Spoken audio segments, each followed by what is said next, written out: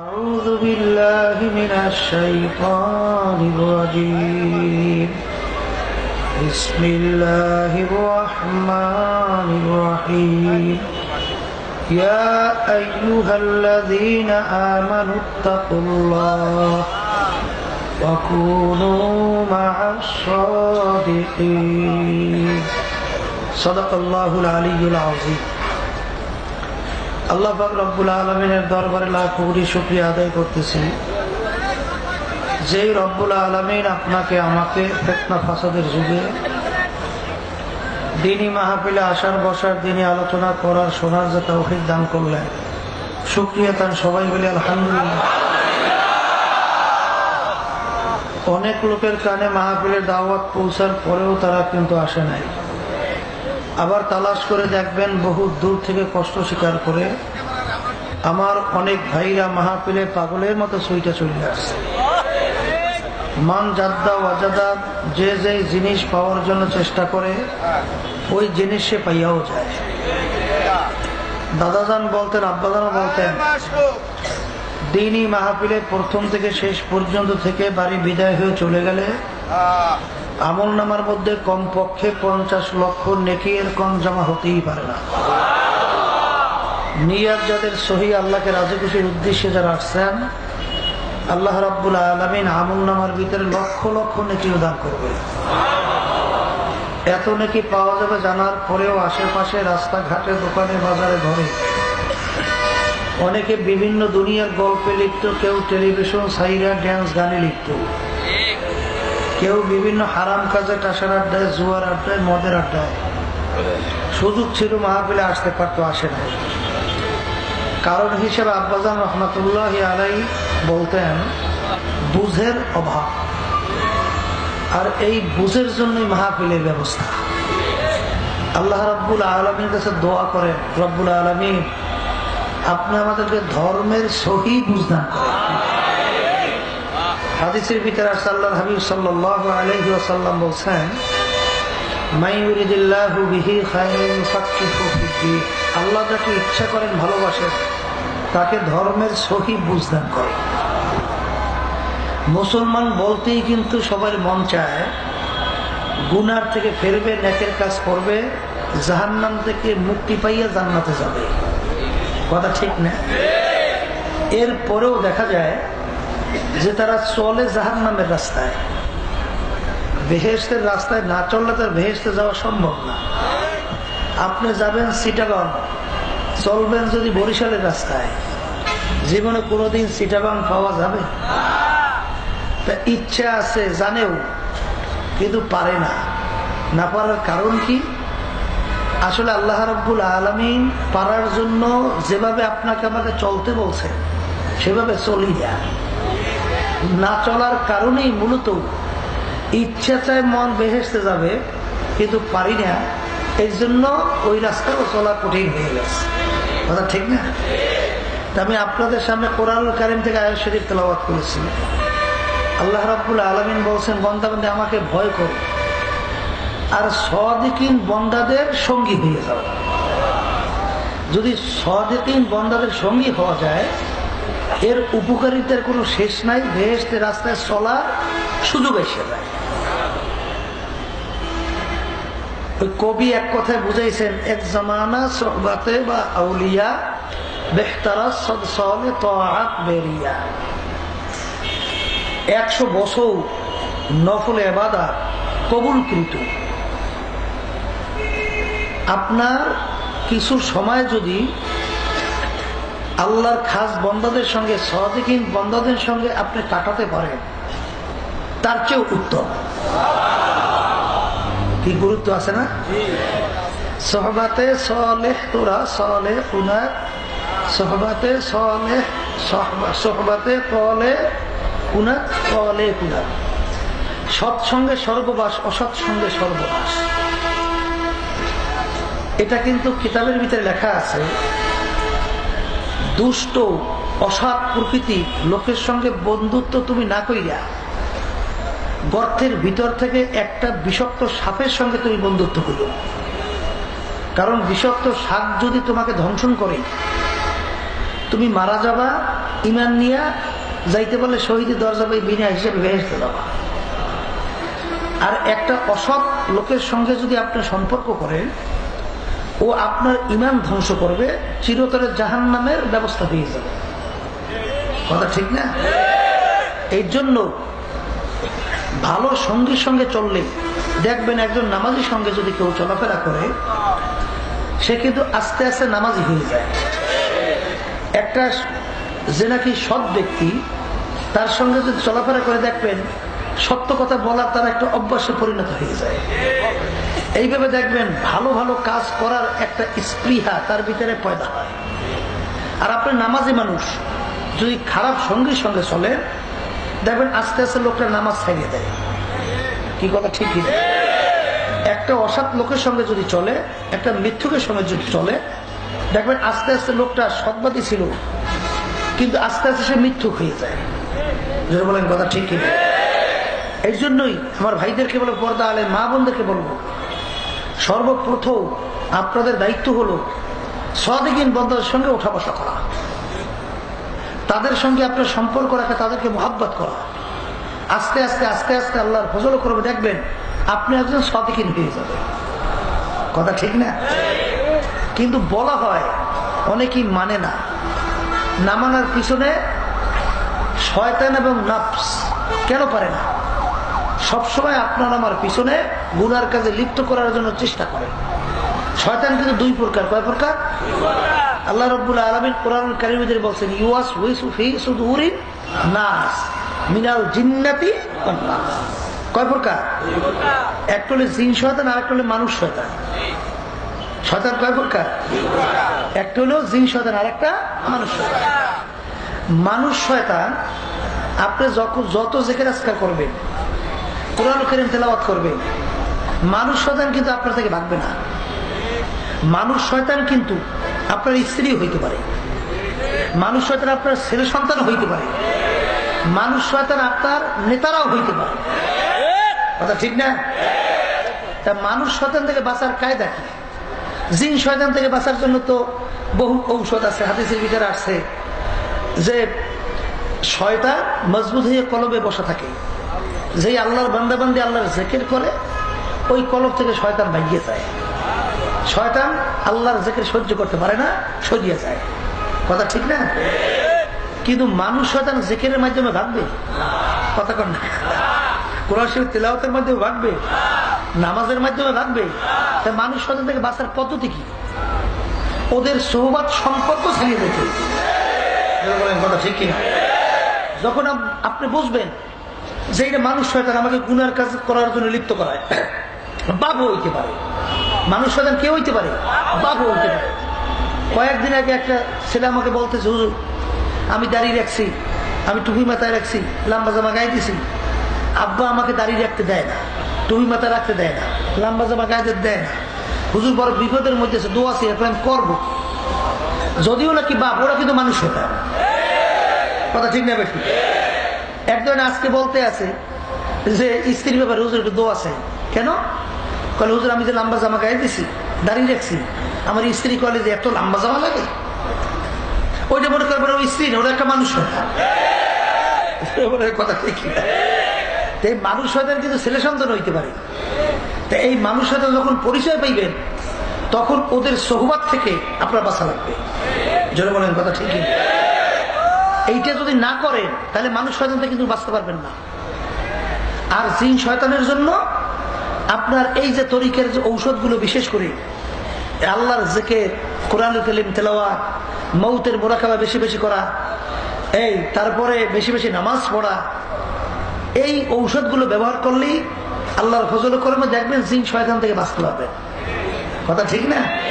যখন এই দুই শয়তান থেকে বাঁচতে পারবেন, তখন আল্লাহর ফজল করমে দেখবেন আস্তে আস্তে আপনি বেহেশতের রাস্তায় চলতে পারবেন। অনেকে বলে হুজুর বাঁচতে চাই পারি না। এই বাঁচতে চাই পারি না, এই পারার জন্যই এই যে তরিকা শোনেন, এই তরিকা অন্য কোনো উদ্দেশ্য না। এই তরিকার মূল উদ্দেশ্য হইল এই সোহবত থেকে বাইসা আল্লাহর হুকুম মাইনা তারপর বেহেশতের রাস্তায় চইলে বেহেশতে যাওয়া। বলেন কথা ঠিক না? এই জন্য ভাইদেরকে বলবো, বাংলাদেশে প্রায় 92 জনের মতো মুসলমান থাকার পরেও আজকে বাংলাদেশের মধ্যে দেখেন যে ইসলামের বিরুদ্ধে, মুসলমানদের বিরুদ্ধে মুসলমান সন্তানরাই ষড়যন্ত্র করে। কথা ঠিক না? মুসলমান সন্তানরাই আলেম ওলামাদের বিরুদ্ধে ষড়যন্ত্র করে। মুসলমান নামদারি সন্তান এরা মাদ্রাসা মসজিদ বন্ধ করার জন্য বিভিন্ন প্রক্রিয়ার চেষ্টা করে। আবার একদল আবার বাইরেছি যে হুজুররাই দেশটা দেখাইবে, এও কিন্তু মুসলমান সন্তানরাই বলে। কথা ঠিক না? আফসোস, হুজুররা দেশ খাইল। আমার আব্বাজান প্রায় বলতেন যে বাবা কথাটা যে বছর চিন্তা করে বলো, প্রেসিডেন্ট থেকে শুরু করে এলাকার চৌকিদার পর্যন্ত দায়িত্ব পালন করলো কারা? কোন জায়গায় হুজুররা আছে? কথা কর না। তাহলে দেশ হুজুররা কিভাবে খাইলো? দেশ চাইলে তোমরা, আর দেশ খাইলো হুজুরেরা। তা দেশ যে কারা খাইছে এত পেপার পত্রিকা খুললি আমরা দেখি, দেশ তো হুজুররা খায় না, দেশটা খাইছে খাজুরেরা। কথা ঠিক না? আর কেমন খাওয়া খাইছে, কেমন খাওয়া খাইছে দেখেন। বাংলাদেশ স্বাধীনতার বয়স 44 বছর সারানের পথে। কথা ঠিক না? এই 44 বছরে যাদের এই মাধ্যমে দেশ চলতেছে, এদের পরিচালনায় এই দেশটা তাম দুনিয়ার ভিতরে ছোট্ট একটা দেশ। বিশ্ব মানচিত্রে দেখবেন একেবারে ছোট্ট, সেটাও বড় কষ্ট। এদের পরিচালনায় দেশটা একবার দুইবার নয়, এই দেশটা তাম দুনিয়ার ভিতরে 5 বার চোরের দিক থেকে ফার্স্ট হয়েছে। কি দিক থেকে? চোরের দিক থেকে ফার্স্ট হয়েছে। তাই আমাদের বাংলাদেশের মানুষের জন্য গৌরব না যে আমরা 5 বার তাম দুনিয়ার ভিতরে ফার্স্ট হয়েছি? এটা গৌরব না? কিন্তু কোন দিক দিয়ে ফার্স্ট হয়েছে এইটা তো তাহলে আলোচনা করে দেখেন। চোরের দিক থেকে। কি দিক থেকে? আবার এই চোরাগো পিছনে এক শ্রেণী আমার ভাইরা হাজি হজ করিয়ে আসছে, মাশাআল্লাহ, খারাপ না ভালো? আবার নামাজও পড়ে, 5 ওয়াক্ত মসজিদে নামাজও যায়, ভালো না? তাসবিহ নিয়ে আবার মাওলার জিকিরও করে। কিন্তু এই চোরাগো লাগে দল করে। ঠিক না? আবার পরিচয় দেয় আমি অমুক দলের সেক্রেটারি, আমি অমুক দলের সভাপতি, আমি অমুক দলের অমুক দায়িত্বে। তুমি কি সে সভাপতি সেক্রেটারি নিয়া? তুমি তো একজন চোরের সহযোগী। চোরের সহযোগী তুমিও একটা চোর। বড় গলায় কথা বলো। হ্যাঁ, চোরের সহযোগী সেও তো চোর। কথা ঠিক না? তাহলে এই চোরের সহযোগীরা আবার এরা নামাজও করে, রোজাও রাখে। আবার বর্তমানে বাংলাদেশের ভিতরে 92% জনের দেশ মুসলমানের। এই দেশের ভিতরে বর্তমানে চলছে প্রচলিত গণতন্ত্র, যার প্রবক্তা আমেরিকার আব্রাহাম লিঙ্কন খ্রিস্টান। থিওরিটি ছিল government of the people, by the people, for the people. এক কথায় বুঝাতেছে যে সমস্ত ক্ষমতার মালিক জনগণ। ওদিকে নামাজ পড়ে, ওদিকে রোজা রাখে, ওদিকে হজও করে, ওদিকে মাওলার জিকিরও করে। কথা ঠিক কিনা? ওদিকে ক্ষমতার মালিক মানে জনগণকে। কামটা হইল কি? ওদিকে যারা কলেমা পড়ছে তাদের এই কথা তো স্বীকার করা লাগবে যে বাইদা আল্লাহ, ফরদা আল্লাহ, আব্দা আল্লাহ, সমস্ত ক্ষমতার মালিক কে? আল্লাহ। এতটুকু যদি মুসলমানের বুঝ আসতো, তাহলে আজকে বাংলাদেশে কোরআনুল কারীম বন্ধ করা, লাল বই বলে টিটকারি মারিয়া ডাস্টবিনে ফেলাইয়া দেওয়া, এইবার আবার স্লোগান দেয় যার আমার দেহ আমি দেবো, যাকে দেবো, যাকে ইচ্ছে তাকে দেবো। এই বাংলাদেশে এই স্লোগান। আর এই বাংলাদেশের ভিতরে শোনেন বর্তমানে অবস্থানটা কি বোঝা লাগবে। 2টা প্রক্রিয়া, একটা হইলো সুদ ঘরে ঘরে ঢুকানো, আর একটা হলো বেপরদা চালু করা। কথা ঠিক না?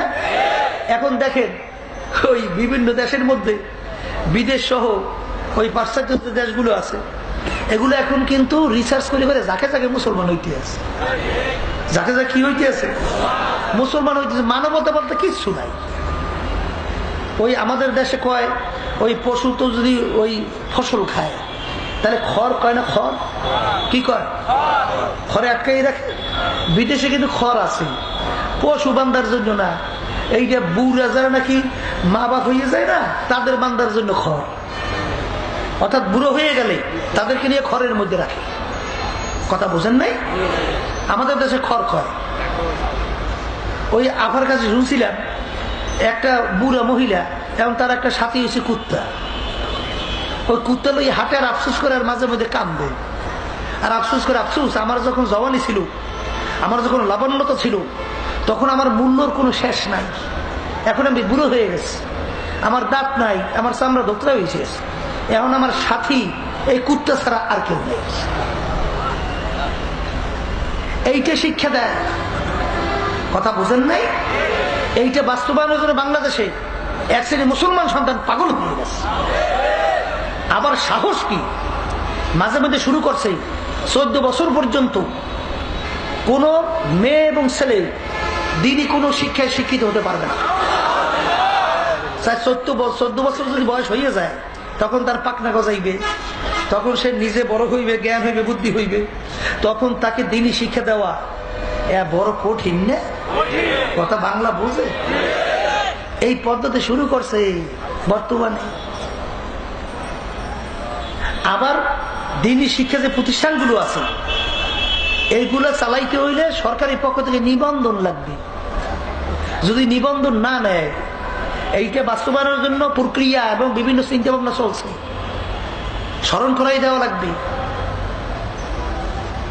নিবন্ধন নিতে হবে, যদি না নেয় তাহলে তার জন্য জেল এবং তার জন্য টাকা জরিমানা। এই আনপাস করার বিভিন্ন প্রক্রিয়া চলছে। আর সরকার পক্ষ থেকে নিবন্ধন নেওয়া বোঝেন, আপনি স্বাধীনভাবে আর দিনই শিক্ষা, দিনই প্রতিষ্ঠান চালাতে পারবেন না। কথা বোঝেন নাই? এই প্রক্রিয়া চলছে। আমার আব্বাজান বলতেন, আজকে আমি শুনেই রেখে যাই, বাবা কেউ রাগ করবেন না, চিন্তা করার চেষ্টা করে। ডাকাত দুই ধরনের। কয় ধরনের? এক ধরনের ডাকাত হলো রাস্তার ভিতরে আপনার বুকে ছুরি ধরে, পিস্তল ধরে, ধৈর্য বলে তোর ভিতরে, তোর কাছে কি আছে দে, নালে কিন্তু ছুরি বুকে ঢুকাইয়া দেবে। এরা ডাকাত না ভালো মানুষ?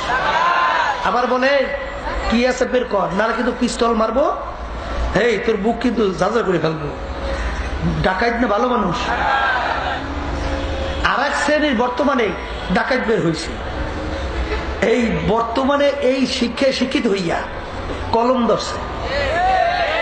কলম ধরে বলে চার্জশিট কিন্তু উল্টা যাইবে, নাহলে টাকা দাও, টাকা দিলে দাও, নাহলে চার্জশিট কিন্তু উল্টা যাইবে, টাকা দিলে দাও, নাহলে কিন্তু তোমার এই কাজের বিল পাবা না, টাকা দিলে দাও, নাহলে তোমার এই কাজটা কিন্তু হবে না। এটা ডাকাইত না ভালো মানুষ? ভালো করে বোঝে। এক ধরনের ডাকাইত হইল পিস্তল নিয়ে, ছুরি নিয়ে বুকের ভিতরে ধরে, নালে কিন্তু তোর ছুরি বুকে ঢুকাইয়ে দেবে। আর এক শ্রেণীর ডাকাইত কলম ধরছে, শিক্ষিত ডাকাইত, টাকা দিলে দাও, নাহলে চার্জশিট উল্টা যাবে, বিল পাবা না, অমুক সবুক তমুক। এটা ডাকাইত না ভালো মানুষ? এখন ওই দুই ধরনের ডাকাইত হিসাব করেন। যারা ইংরেজি শিক্ষাতে শিক্ষিত হইয়া, এই বাংলায় শিক্ষিত হইয়া যারা নাকি এই কাজ করতেছে এই শিক্ষার মাধ্যমে, এটা কি সুশিক্ষা না কুশিক্ষা? ওই দেখবেন বিভিন্ন জায়গায় লেখা আছে যে শিক্ষা মানুষের মেরুদণ্ড। কথা ঠিক না ঠিক? শিক্ষা কি জাতির মেরুদণ্ড। আমার আব্বাজান বলতেন যে সব শিক্ষা জাতির মেরুদণ্ড না, সুশিক্ষা হইল জাতির মেরুদণ্ড। কথা ঠিক না? এখন অনেকে আবার বলে হুজুর কই, অনেকে তো দেখছি ইংরেজি বাংলা পড়ছে, এরা তো নামাজ পড়ে, হুজুর এরা ঘুষ খায় না, এরা সুদ খায় না, হুজুর এরা বিভিন্ন জুলুম করে না, কি আছে না? কথা কন না কা? দেখবেন তারা ওই শিক্ষার মাধ্যমে কিন্তু ঘুষ ছাড়ে নাই, তারা ওই শিক্ষার মাধ্যমে কিন্তু চুরি ছাড়ে নাই, তারা যে কোনো একজন নামাজির কাছে যাওয়ার কারণে তারা নামাজি হয়েছে, তারা ভালো একটা লোকের সঙ্গে সংস্পর্শে যাওয়ার কারণে ভালো মানুষে পরিণত হয়েছে। কথা ঠিক কিনা? এই জন্য অনেক সময় আমরা বলি যে দুনিয়ামুখী যে শিক্ষাটা আছে, অনেক দিনদার মানুষ তাদেরকেও দেখা যায় যে গর্ব করে আমার ছেলেটা ইংলিশ মিডিয়ামে পড়ে। গর্ব কি, আমার ছেলেটা ইংলিশ মিডিয়াম। ইংলিশ মিডিয়ামে কি চলছে পেপার পত্রিকা দেখেন না? কথা কয় না, কথা বাংলা বোঝে। পশুর যে একটা শেষ পর্যায়ে আছে সেইটা শিক্ষা দেয় বর্তমানে, পেপার পত্রিকায় প্রকাশ হয়েছে না? খুব গর্ব করে পরে ইংলিশ মিডিয়ামে, শিখুক বাংলা, তো দোষ নাই। কথা ঠিক না? কিন্তু ইংলিশ শিখার পরে যে ইংরেজ হইয়া যায় এইটা দোষ। কথা এই জন্য আমরা অনেক সময় বলি এই দুনিয়ামুখী শিক্ষাটা এটা শুরু হয়েছে মূর্খের থেকে। কি থেকে? অনেকে মনে রাগ হয়েছে এই দুনিয়া সৃষ্টির পর থেকে MA ক্লাস ছিল, BA ক্লাস, IA ক্লাস, নিচে যত বলেন না ছিল। তাহলে প্রথম শুরু হয়েছে অন, কোন ক্লাস? তো অনের আগে ছিল কোন ক্লাস? কোন ক্লাস ছিল? অনালার পড়াইলো কেটা?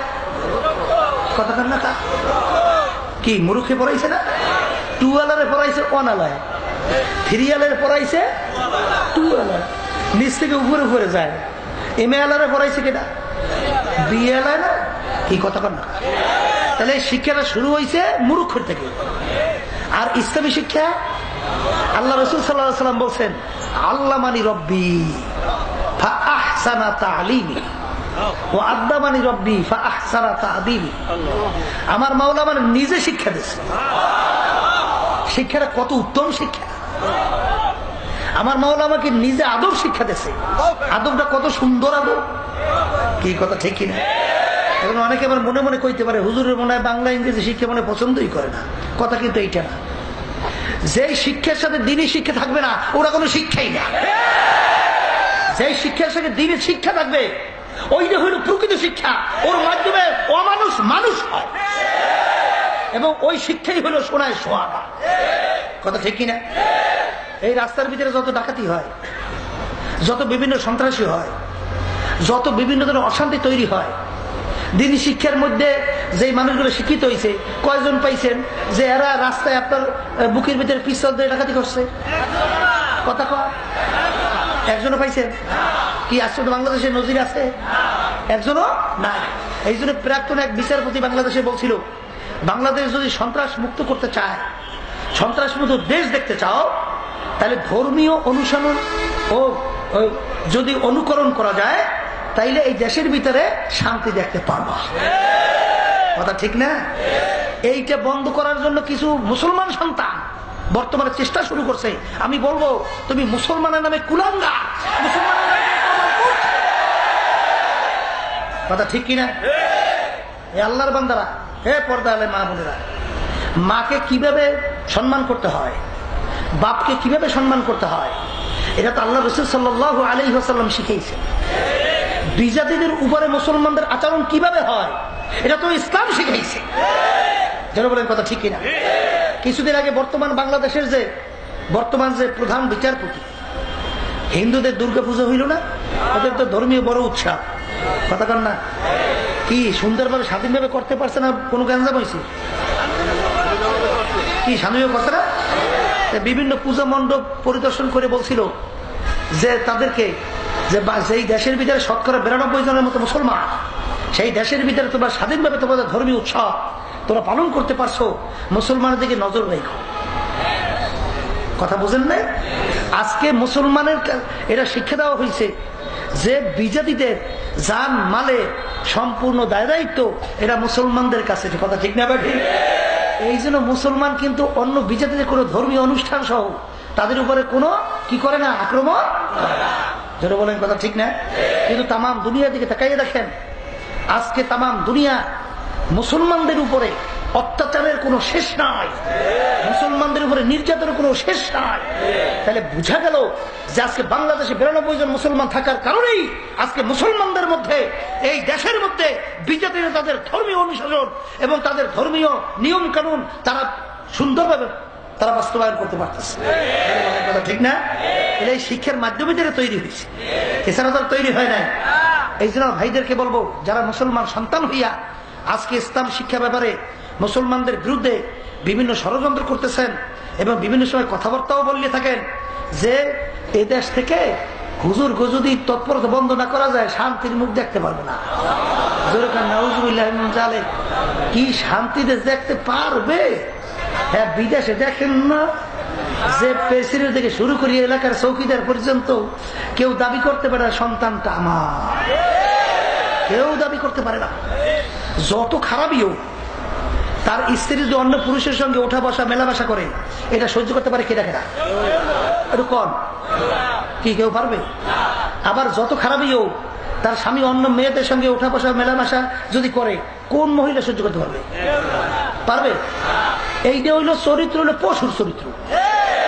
কথা ঠিক না বেটি? পশুর ভিতরে কোনো বাদ বিচার আছে? তাই যদি নাই থাকে, তাহলে মানুষের পশুর ভিতরে পার্থক্যটা কি? এটা কিন্তু বোঝা লাগবে। বর্তমানে এক শ্রেণীর আছে, ওটা পশু হইতে চায়। এই পশু নেওয়া পর্যন্ত দেশে আর শান্তি আসবে না, আর উন্নয়ন হবে না। কি কথা ঠিক না? উন্নয়ন যে কোন জিনিস, মূল শান্তি হলো মেনা অন্তরের শান্তি। দেখবেন এই শ্রেণীর লোকগুলা অন্তরে কোনো শান্তি তো বলতে নাই, সবসময় আগুনের ভিতরে জ্বালা পোড়ার মধ্যেই থাকে। কথা ঠিক না? আর দিনদারদের ভিতরে শান্তির দেখবে কোনো অভাব নাই। আল্লাহর ফজল করবি। কি কথা ঠিক কিনা?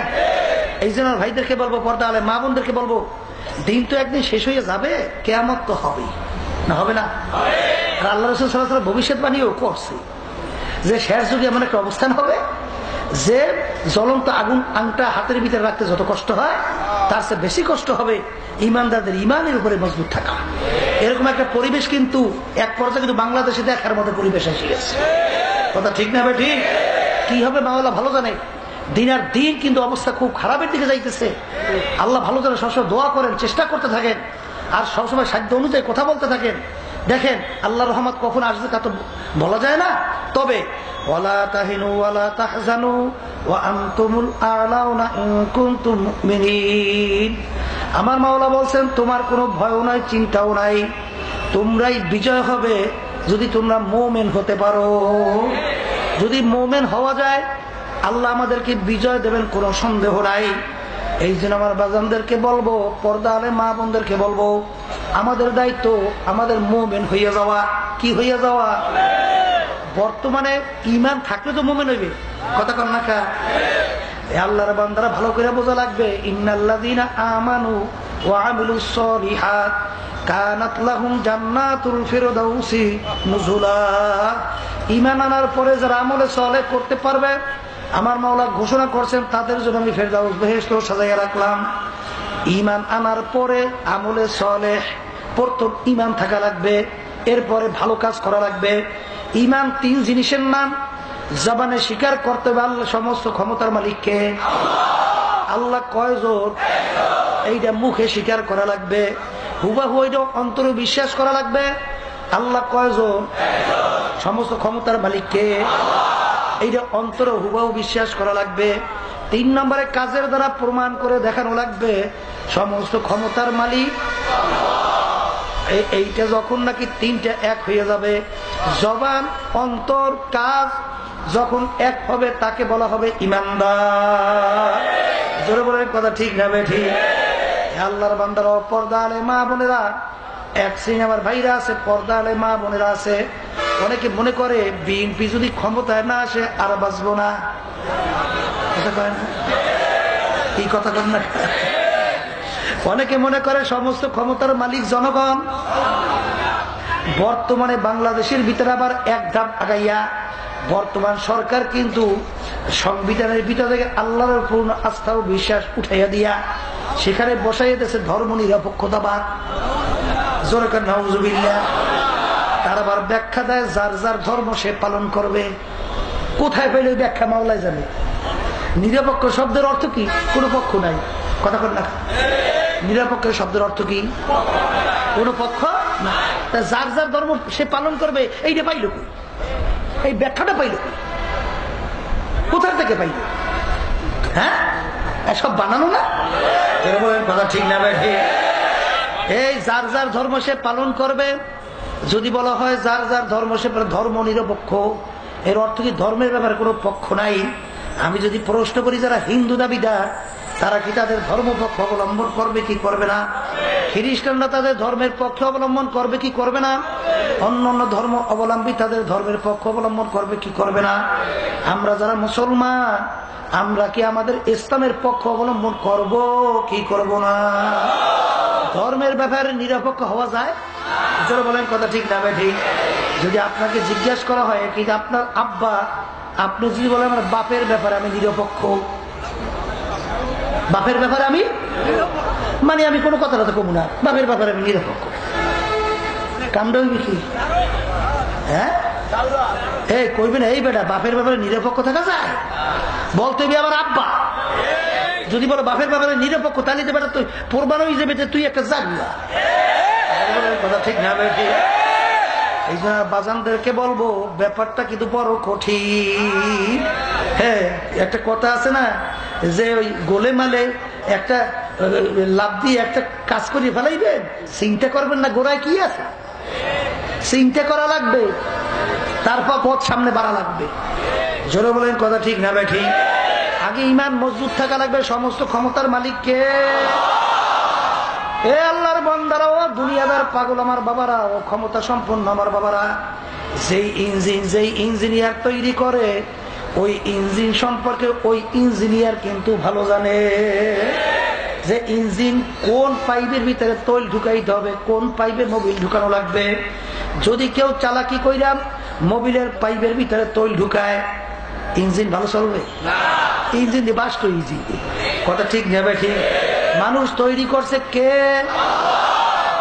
এই মানুষ কিভাবে সুন্দরভাবে দুনিয়ার ভিতরে বসবাস করতে পারবে, এই নীতি আদর্শ, এই কোন পদ্ধতি আমার মাওলা ভালো জানে না তুমি আর আমি ভালো জানি?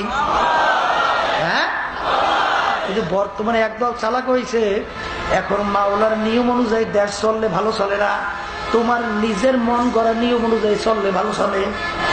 তা কি যে ভালো চলে এত বোঝাই যায়, ঠিক না বেশি?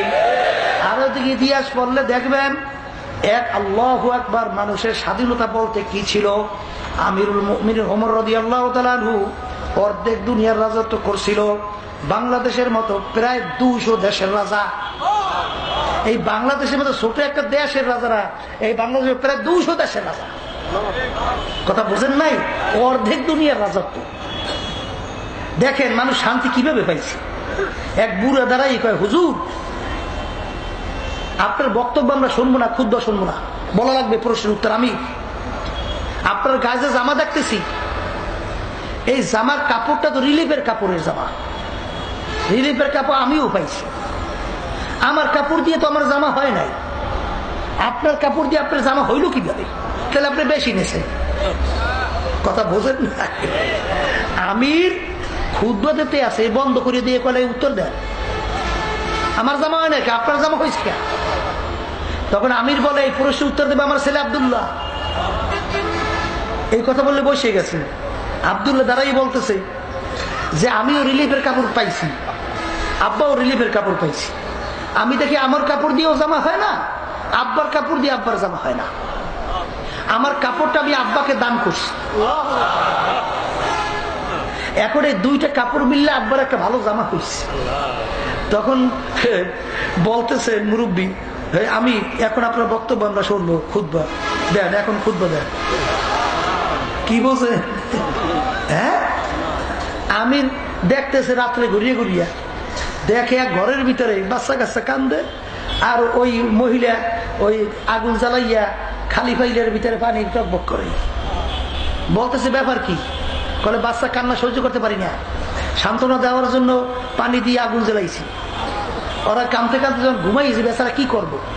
এইটা দেখে আমি নিজে দৌড়তেছে গোডাউনের ভিতরে, সরকারি গোডাউন, যাইয়া মালবাড়ি করিয়া নিজে মাথায় লইছে, নিজে মাথায় নিয়ে যায়। পাশে যে সঙ্গী ছিল কলে আমার কাছে দেন, কলে না আমি নিজে নিয়ে যাব। তখন ওই বালাজবা পৌঁছে দিয়া যখন নাকি খানা দানা বাচ্চাদেরকে খাওয়াইল, বাচ্চা কাছে ঘুমাইয়ে গেছে। তখন তারা শান্তি হয়ে গেছে। শান্তি যখন হয়ে গেছে তখন আমির ওখান থেকে আসছে ওই অবস্থা ব্যবস্থা করিয়ে দিয়ে।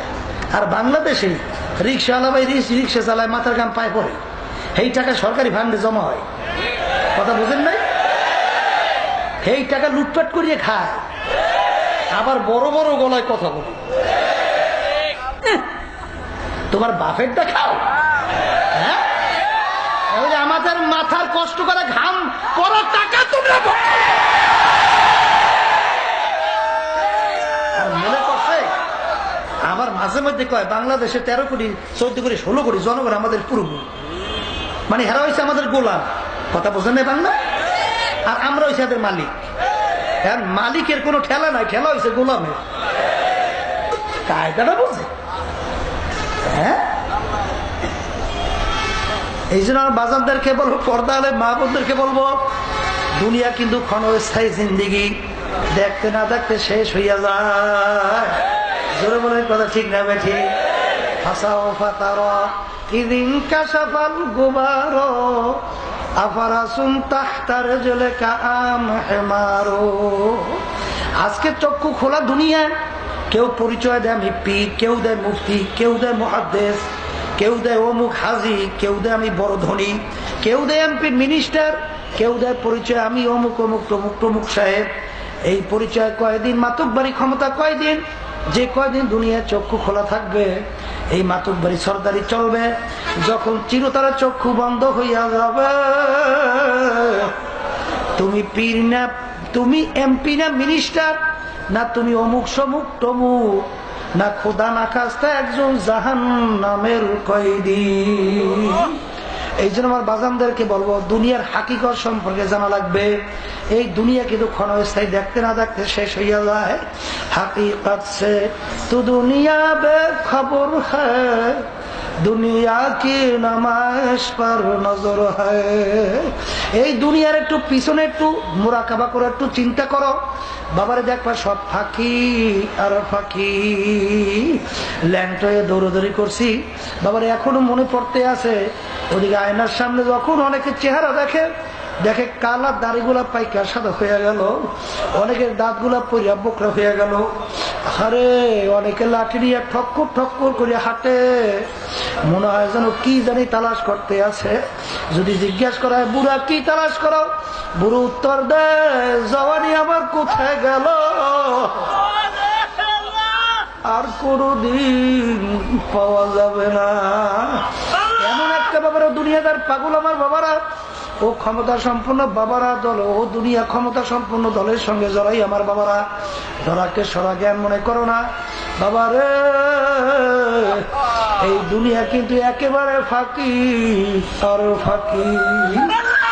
এই দুনিয়ার পিছনে যারা পড়ছে বাবারে তাকায় দেখো কোথায় গেল। আল্লাহু আকবার, আল্লাহু আকবার। আহারে দোকানের ভিতরে ঔষধ বিক্রি করলো, ডাক্তারও নাই বাবারে, ডাক্তার প্রেসক্রিপশন করলো, চিকিৎসা করলো, ডাক্তারও নাই, রোগীও কিন্তু নাই।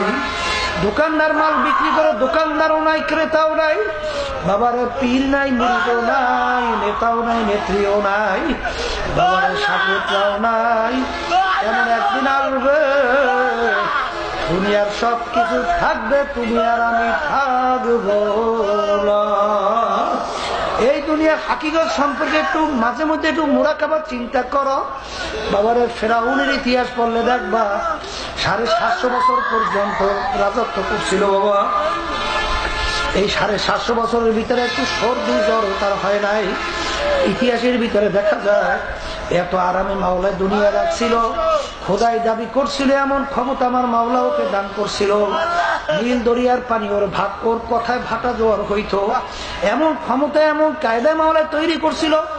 ওর বাড়ির দরজায় এমন একটা গাছ ছিল, যে কোনো রোগের নিয়াত করে পাতা খাইতো, রোগ ভালো হয়ে যাইতো। এত বড় ক্ষমতা সম্পন্ন আমার মাওলা ওকে নীল নদীর মধ্যে ফালাইয়া চুবাইয়া চুবাইয়া এরপর ওকে মারছিল আমার মাওলা। বাবারে সাদ্দাত মাওলার সঙ্গে চ্যালেঞ্জ করিয়া দুনিয়ায় বেহেশত তৈরি করছিল। সেই বেহেশত কমপ্লিট দেখার জন্য যখন গেল, আজরাইল জানটা নিয়ে চইলা গেল, ঘরটা জমিনে পইরা রইল, দেখার সুযোগ আর হইল না। নমরুদ মাওলার সঙ্গে চ্যালেঞ্জ করে তার খলিল ইব্রাহিমকে আগুনে ফেলাইল। বাবার একটা ঠ্যাং ভাঙা মশা মাথার মস্তকে ঝুঁকাইয়া দিয়া জ্বালা পোড়া তৈরি এমন ভাবে হইল, মাথা আশ্রাই পাশরাইয়া পিটাইয়া তারপর ছেঁচা পেঁচা করি আবার মাওলা মারছে। ও দুনিয়াদার পাগল আমার বাবারা, দুনিয়া কিন্তু শান্তির জায়গা না, কেউ শান্তি এখানে থাকতেও পারবা না। শান্তি যদি চাও আল্লাহ ওয়ালা হইয়া যাও, দেখবা দুনিয়াতেও শান্তি, আখেরাতেও শান্তি। বাংলাদেশে প্রমাণ, ব্রিটিশের এক লোক আসছিল বাংলাদেশে পর্যটক, বাবারে যখন নাকি রওনা করলো জিজ্ঞাসা করলো কি ব্যতিক্রম বাংলাদেশে দেখলেন, বলে আমি আশ্চর্য হয়ে গেলাম, মানুষ মরিয়াও যে বাদশাহী করতে পারে তা আমি দেখলাম বাংলাদেশের ভিতরে। বাবারে যাই দেখো শাহজালাল রহমাতুল্লাহ আলাইহি সিলেটের মাটিতে শুয়ে রয়েছে, লক্ষ লক্ষ লোক জিয়ারত করে, মনে হয় যেন এমন ভয়, কবরের পাশে দিয়ে একটু শব্দও করে না, জড়সড় হয়ে দাঁড়ায় থাকে, মনে হয় মরিয়াও বাদশাহী করতে আছে। বাবার ইয়ারউদ্দিন সাহেব রহমাতুল্লাহ আলাইহি পটুয়াখালী জেলা যাই দেখো নদীর কিনারা শুয়ে রয়েছে, লক্ষ লক্ষ লোক কাছে যাইয়া কান্দে আর তার জন্য বুক ভরিয়া দোয়া করে। যাইয়া দেখো আমার ওসা রহমাতুল্লাহ আলাইহি চিটাঙের মাটির মধ্যে ঘুমাইয়া রয়েছে। বাবারে, সে একজন জজের চাপরাশি ছিল, জজ বিচার করত, জজের মাথায় পাখা টানতো, বাতাস করত, জজের খবরও নাই। আর আমার রহমাতুল্লাহ আলাইহি বাবারে, তার নাম কিয়ামত পর্যন্ত মানুষ স্মরণ করবে, দোয়া করতে থাকবে। এরকম ভাবে যাইয়ে দেখো বাগেরহাটের খান জিহানানী রহমাতুল্লাহ আলাইহি বাবারে, মানুষ কবরের পাশে যায় দোয়া করে। আর যাইয়ে দেখো এই বাংলাদেশে ঢাকার ভিতরে হাইকোর্টের মাজারের মধ্যে কত বড় বড় মেয়ারা যাদের হুম করে মনে হয় বাংলার জমিন থরথর করে কাঁপত, যাইয়া দেখো একজন নামাজি মানুষ কবরের পাশে যাইয়া একটু সালামও দেয় না, বরঞ্চ পাতি শ্রীগাল কুকুর সুযোগ পাইলে কবরের উপরে পায়খানা প্রস্রাব করিয়া ভরিয়া রাখে। ও দুনিয়াদার পাগল আমার বাবরা, কোন দুনিয়ার পিছনে পড়ছো, কোন টাকা পয়সার পিছনে, ক্ষমতার পিছনে, কোন দলের নেতা নেত্রীর পিছনে পড়ছো? সব ফাঁকি আর ফাঁকি।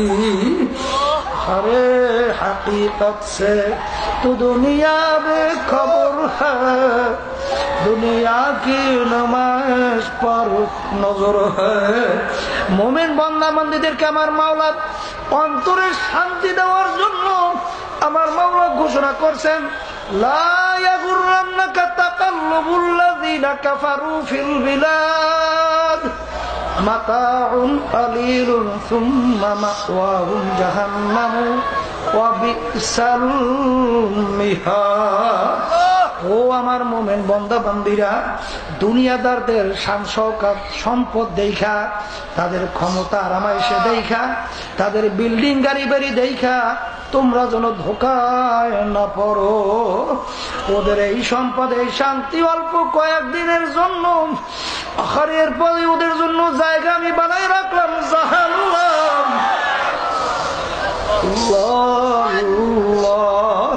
আমার আব্বাজান রহমাতুল্লাহ একটু উদাহরণ দিয়া বলতো, বাবারে গাবি গরু কেন পালো? দুধ খাওয়ার জন্য। হালি গরু কেন পালো? হাল চাষ করার জন্য। কিন্তু বাবারে একটা খাসি তুমি পালো কেন? খাসি দিয়ে তো হাল চাষও হয় না, দুধও আসে না। খাসির এত যত্ন কেন করো? বুট কেন খাওয়াও? বিভিন্ন উন্নত মানের মাল কেন খাওয়াও? ওর শরীর এরকম চালচাল করে, কারণ কি?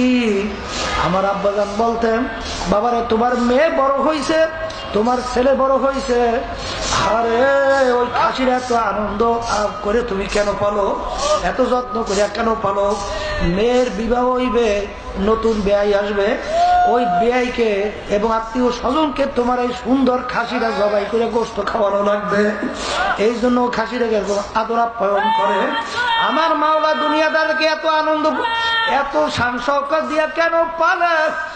আমার মাওলা আল্লাহু আকবার, আল্লাহু আকবার। ওয়াকুদুহান নাসু ওয়াল হিজারা উইদ্দাত লিল কাফিরিন। আমার মাওলার একটা চুলা আছে, নাম হলো জাহান্নাম। ওই জাহান্নামের আগুন জ্বালাইতে ওই নাফরমানের আজালি লাগবে। এই জন্য আমার বাজানদেরকে বলো, পর্দালে মা বোনদেরকে বলবো, বাবারে যারা একটু শিক্ষিত জ্ঞানী গুণী হয়েছেন, বাবা যারা নাকি একটু ভালো বুঝদার হয়েছেন, তাদেরকে আমি বিশেষ করে বলবো, বাবা দুনিয়ার ভিতরে বহু জাতি আছে, আজ পর্যন্ত কোন জাতি চ্যালেঞ্জের মাধ্যমে দুনিয়া কিন্তু টেকতে পারে নাই। একমাত্র মুসলমান জাতি বাবার চ্যালেঞ্জের মাধ্যমে দুনিয়া বাইচে আছে। আল্লাহু আকবার, আল্লাহু আকবার। আর দুনিয়ার জিন্দেগি কিন্তু ক্ষণস্থায়ী, দেখতে না দেখতে শেষ হইয়া যায়। আখিরাতের জিন্দেগি শুরু আছে, শেষ নাই। আর মন কি বুঝো রে মন, তুমি আর আমি কেউ কিন্তু দুনিয়া ইচ্ছা করে আসতে পারি নাই। আসছি আমার মাওলার ইচ্ছায়, আসিও কিন্তু মাওলার ইচ্ছায়, রওনাও কিন্তু করা লাগবে আমার মাওলার ইচ্ছায়। বাবারে অনেক সময় যখন বিপদে পড়ে যায়, আরে তখন দেখুন লা ইলাহা ইল্লাল্লাহ, বারা লা ইলাহা ইল্লাল্লাহ, লা ইলাহা ইল্লাল্লাহ, লা ইলাহা ইল্লাল্লাহ। আর যখন নাকি দুনিয়ার আনন্দের ভিতরে পড়ে তখন লা ইলাহা ইল্লাল্লাহ ভুললা তখন শুরু করিয়া দেয় শয়তানের শয়তান শয়তান জোরে বলে কথা ঠিক না? তখন বন্ধু বানায় শয়তান। বাবারে কারণ কি? যখন আনন্দে থাকে তখন শয়তান হয় বন্ধু, আর যখন বিপদে পড়ে তখন বন্ধু বানায় আল্লাহকে। কিন্তু ভালো করে মনে রেখো, কপাল পোড়া, ভালো করিয়া বোঝো, ভালো করিয়া বোঝো। আরে এমন একটা কবর তোমার আমার জন্য অপেক্ষা করতেছে, ওই কবর তোমাকে আমাকে ডাক দিয়া বলো, আব্দুল কারীম ও রহিমা কাতে ওরে জাউল করি, আনা বাইতুল ওয়াহদা, আনা বাইতুল জুলমা, আনা বাইতুল জুল।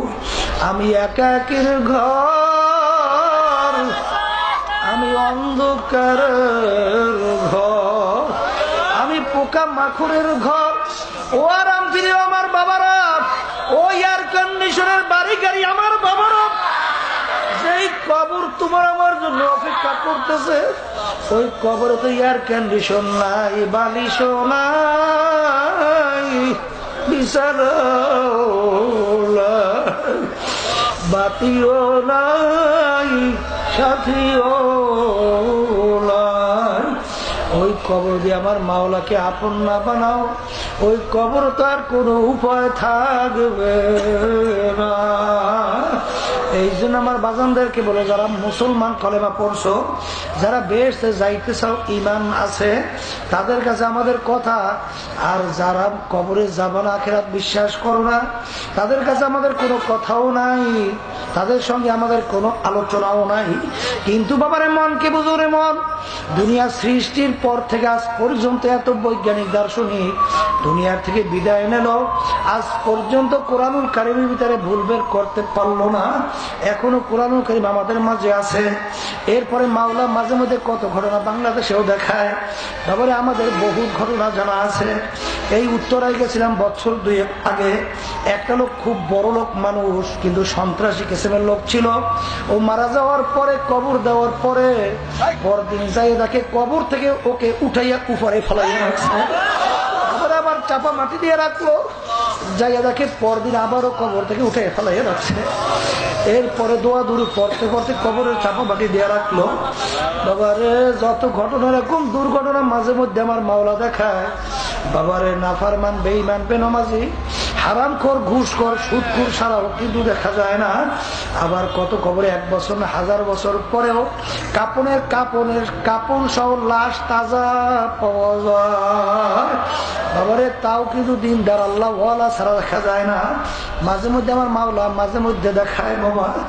এরপরেও যদি না বোঝো, না ফেরো, বলবো কপালটা পড়ছে। আমার আব্বাজান বলতো, যদি মনে করো কিছু হবে না, তুমিও বাঁচতা, আমিও বাঁচলাম, কিন্তু হবে না এরকম কোন গ্যারান্টি তোমার কাছেও নাই, কোনো প্রমাণ নাই, কিন্তু হওয়ার লক্ষ লক্ষ প্রমাণ বাবারে দুনিয়াতে মাওলা ঘটনা মাঝে মধ্যে দেখায়। ঘরে মাঝে মধ্যে আবার আব্বাজান বলতে, এরপরও যদি মন না বোঝে, মাঝে মধ্যে একটু দুনিয়ার আগুনে আঙ্গুল ঢুকাইয়া দেখো, কয় মিনিট কয় সেকেন্ড ওই আগুনে আঙ্গুল রাখতে পারো। দেখ বাবা, 1 মিনিট আঙ্গুল রাখার শক্তি দুনিয়ার কিন্তু কোন মানুষের না।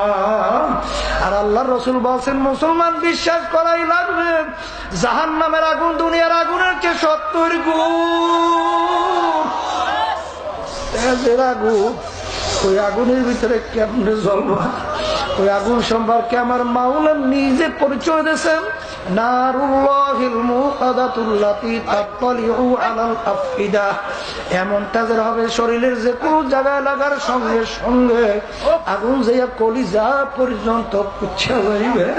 আল্লাহ আপনি আমাকে আমাদের সবাইকে মাফ করিয়া দেন। লা ইয়ামুতু ফিহা ওয়ালা ইয়াহইয়া। আরে দুনিয়ায় মানুষ কষ্ট স্বীকার করতে না পারলে মারা যায়, কিন্তু এই আল্লাহু আকবার জাহান্নামের আগুন, কিয়ামতের ময়দানের আযাব, বাবারে মানুষ মরবেও না, বাঁচবেও না। বরং তালাশ করে আর পাওয়া যাবে না।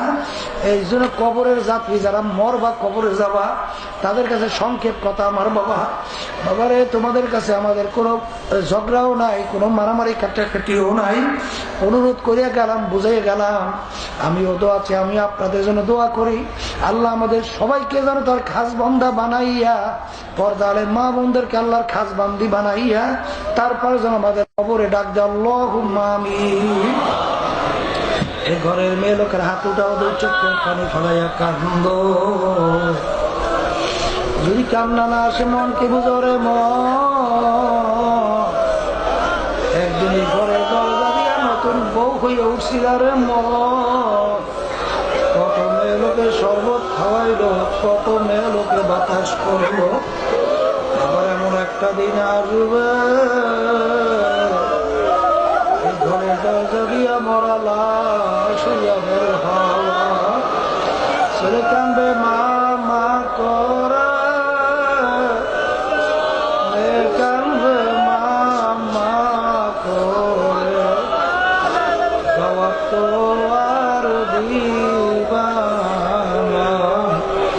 ও মাবুদাকে মাঠের দিকে চাইয়া দেখে আপনার বন্ধুরা কিভাবে কান্দে। আমাদের ছেলেও মরে নাই, মেয়েও মরে নাই, গুনাহ করে বসছি রে,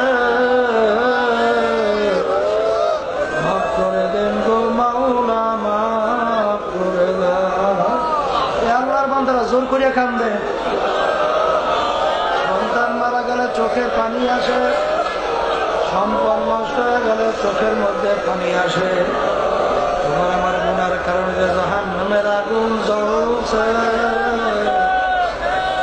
জাহান্নামের আগুন চোখের পানি ছাড়া ঠান্ডা হবে না।